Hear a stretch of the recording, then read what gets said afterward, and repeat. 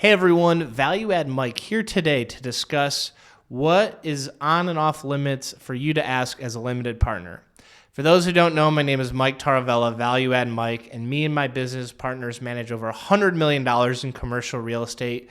And today I wanted to share what are some things that you can ask as a limited partner to help vet the syndicator and operator, but more importantly, give you options that should signal red flags. And the first thing that I would ask as a limited partner is, can I see the underwriting for the deal? Generally, if I'm looking to invest large sums of money, I want to understand what the general partner and operators are seeing as an investment. And if they're not willing to share that information or claim it's proprietary, it's probably not the right group for you. Obviously, if you have experience with that group and know, like, and trust them and run the numbers, but I myself generally want to see and I'm willing to share our underwriting and have a call to explain it, and so that you feel comfortable as an investor. And I know there's a lot of critical questions and assumptions that go with it, but you generally want to make sure that you feel comfortable with those assumptions and understand what they see. Because at the end of the day, if you disagree with what the operator sees, that's okay, and you can have those fundamental differences, and that's why you may choose to not invest. But you want to make sure that they're being willing and able to share those assumptions, but more importantly, back it up and ask why.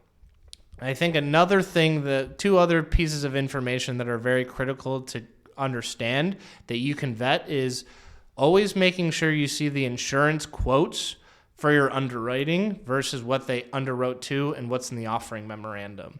I think this is a very easy thing that many people may overlook, but generally your underwriting should be pretty close to the insurance quote, and that number should also tie to the offering memorandum. So if you notice that the insurance quote doesn't match any of those three documents or within an immaterial amount and increasing, I think that's and if they're not even willing to share that as an operator, it's a very big red flag for me, because I know with my audit background, it's got to tie to those numbers. Same thing with taxes is I always ask operators, how do they calculate their property taxes? Generally, you want to see them calling the tax assessor, understanding what the assessment percentage, what the mill rate is. And I know if you have no idea what this is, it's okay, but you can ask these operators how they assumed it, on top of when will those taxes re-up and reassess, because those are very large numbers and you can't get those tax assessment numbers wrong. And it's super critical that you measure those accurately. And the last bit of info that I always want to verify with operators is our debt quote.